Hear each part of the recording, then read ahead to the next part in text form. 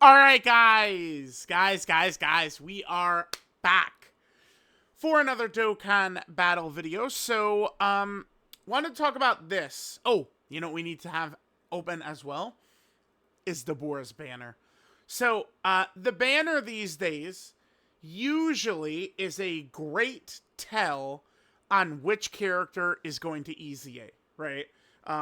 Because what Dokkan used to do is they would drop the Dokkan Fest used to be 7 units.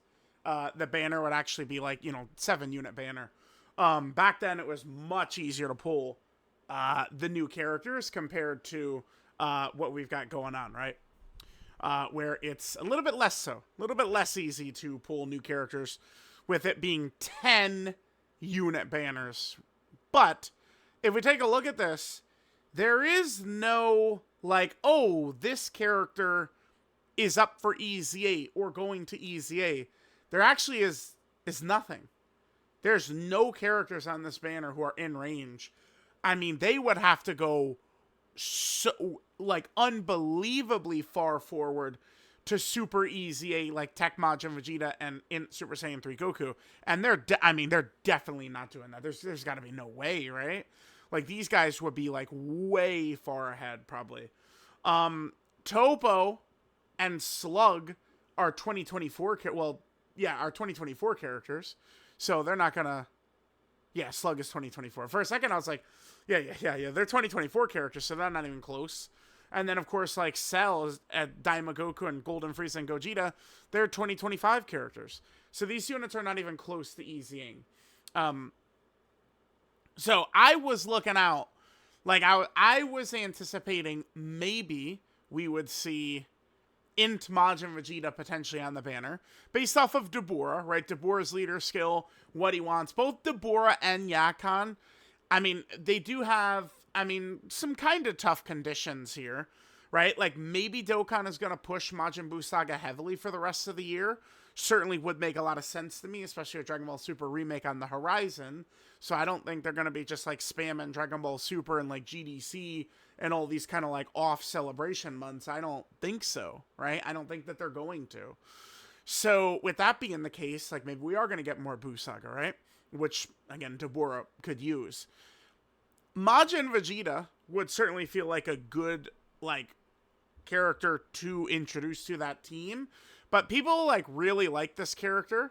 And, he is built around a Trunks right now. They could easily, really fix this, right?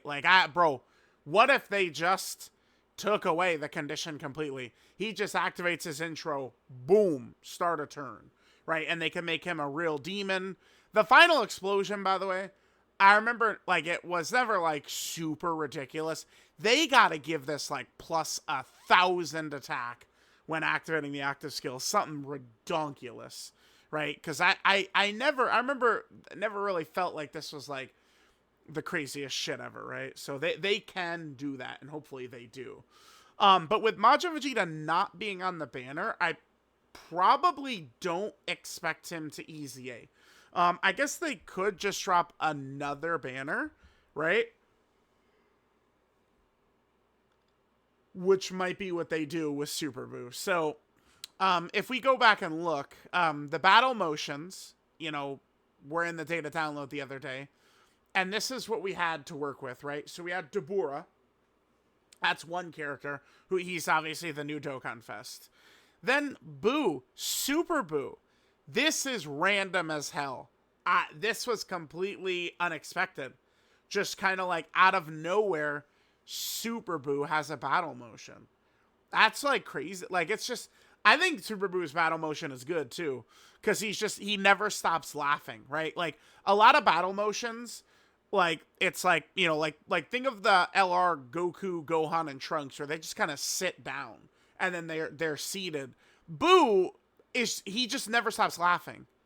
He's just sitting there laughing the whole time. So I actually think Super Buu got a good battle motion. That one is good because he's not just standing. I almost want to just again we could just go to the battle motion playlist I made here. and we could quickly pull it up. But a lot of those characters, there's a lot of those battle motions where, again, they do exactly what I said, where they just kind of like sit down or something like that. And it's not really too grand of a battle motion. I guess it has been quite a while now, huh? Yeah, here it is right here. So this is when Gohan, Goten, and Trunks got their battle motions. Yeah, so at the start of August. Yeah, August 6th right there. Okay. So let's look at this. So, yep, there's that. And then the Goku, Gohan, and Trunks. So they just kind of like sit down and then there's no motion left. Boom. That's it. Like that, to call that like a battle motion, like they never do anything different. So I think Super Buu would just continue to laugh is cool. This Super Saiyan Goku, his is actually nice. Right. I think his looks really good with that aura right there. So we'll see how, like, we already have, 3 different Super Saiyan Goku battle motions. We'll see how many we get in the future.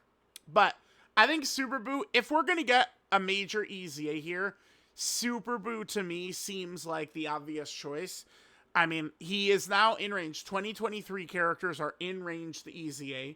Let me pull up one of Misaka's chart. All right, here we go. So as we can see, 2023 characters are now in range the EZA. We do have the first 4 characters done. The 8th anniversary characters are done. The only real option from here, I think, would be Super Buu. For 2022, Majin Vegeta, they're obviously not going to... This is some Saiyan Saga stuff, Cell Saga stuff. They're still hanging on to the cooler movie Worldwide, and then we have Bardock there. For 2021, we still have these 2 characters. Who knows when they're going to get them ready to go. And then, obviously, Angel, Golden, Frieza. What's funny is I feel like Angel, Golden, Frieza would certainly probably EZA in, like, a Tournament of Power type thing. But, I mean, I guess that's hard to say. This is crazy because a lot of these characters did EZA, like, in 2023, right? Like, we got a lot of these units who have been EZA'd for quite some time here. So, we'll see how that's going to look. So, Majin Vegeta, probably not going to EZA because he would have been on the Dokkan Fest banner. I did think that maybe the Super EZA for Int Kid Buu could be a possibility as well, right? Dokkan has been going through Super EZAs of the 120% leads, as they were back when they originally came out, right? The Super Saiyan 4s have already Super EZA'd, for example. So this character could be an EZA at any point. And really, just giving more Buu Saga options for Deborah, I would not be mad about at all, right? But these 2 are not on the banner. We have Super Buu, who I guess they could just do kind of like just like an extra banner. It's what they did in the 11th anniversary for the Carnival 8th anniversary characters. I wasn't really a huge fan of Dokkan doing that, though.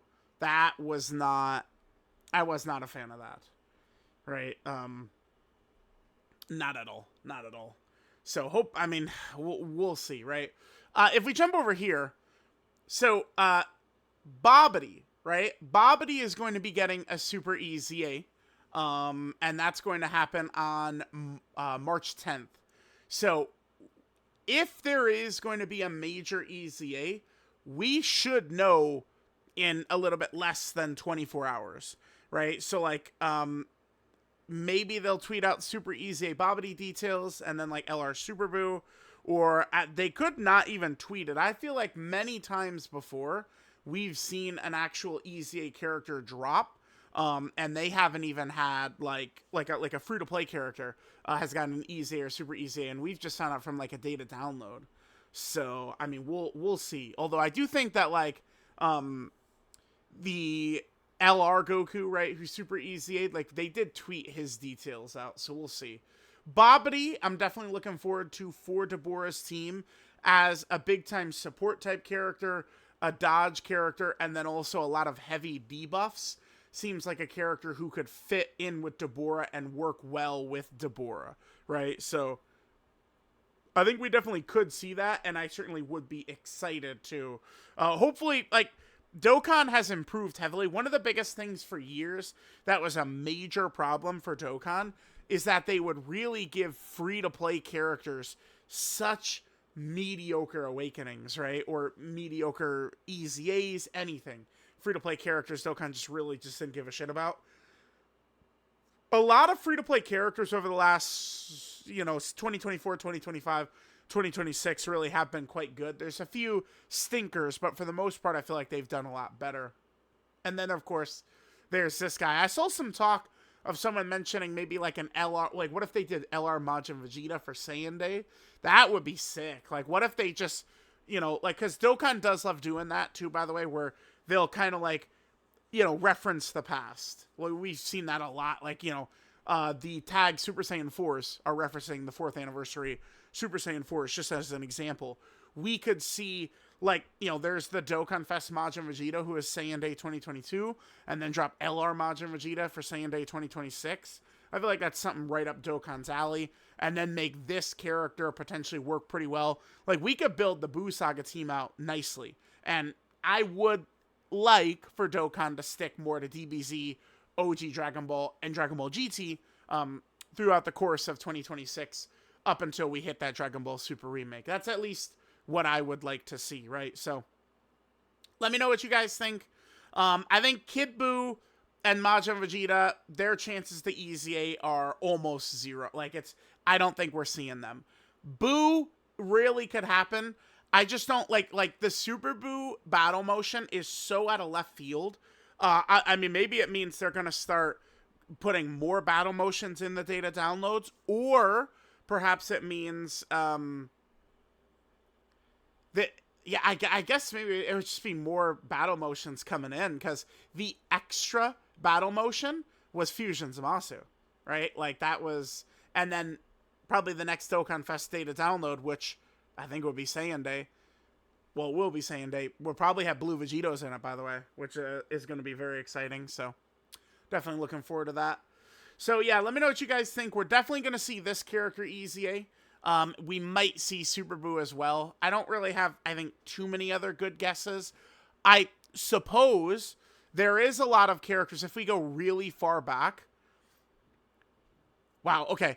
There's a lot of characters that need awakenings too, right? Like this Great Saiyaman 2, could get like an actual TUR. These Gotenks could get TURs.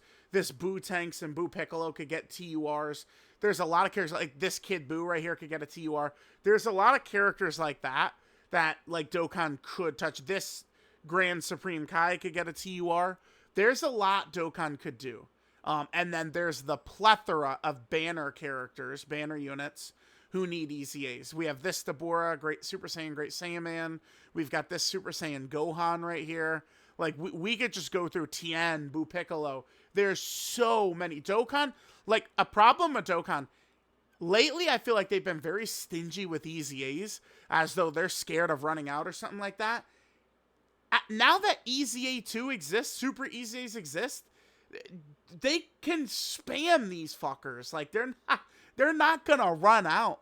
They can really flesh these teams out. Like, the teams don't need to be, oh my god, the craziest every single team that ever comes out. But, like, they can really start fleshing these teams out with EZAs. So I do hope to see, I mean, just one other EZA alongside Babidi. I think LR Babidi plus one other EZA will be sufficient for next week. Remember, this isn't, we're already out of the 11th anniversary. This isn't like a major celebration or something like that. So we'll see. So let me know what you guys think. Thanks guys for watching. I'll catch y'all tomorrow, where we will likely see EZA details. We'll see.